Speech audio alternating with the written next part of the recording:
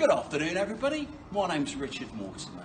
I am what you would call, in professional circles, a resurrectionist.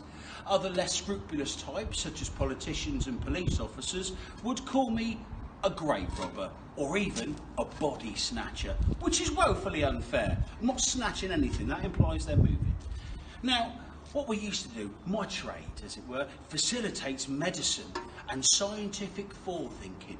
Because as young doctors, they come to me and my colleagues and they ask us for fresh experiments, and if it wasn't for us, we wouldn't know all of the wonderful things we have today. True, I may help myself to certain things, such as rings, knickknacks, expensive items, gold teeth, anything I can rob off that corpse, but they're not using it, let's be fair. They buried it in the ground, that's going to waste. I'm also quite into my recycling.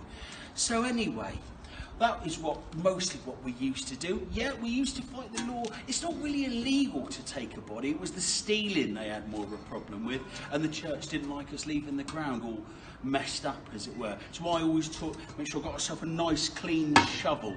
So that is the profession of the resurrectionist, forwarding science through the stealing of corpses.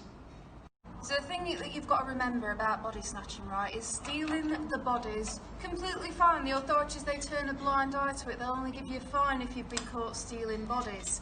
But it's the stealing of the rings, the possessions, the jewellery, anything that isn't the body, that's what's going to get you executed. The authorities aren't going to turn a blind eye to stealing goods.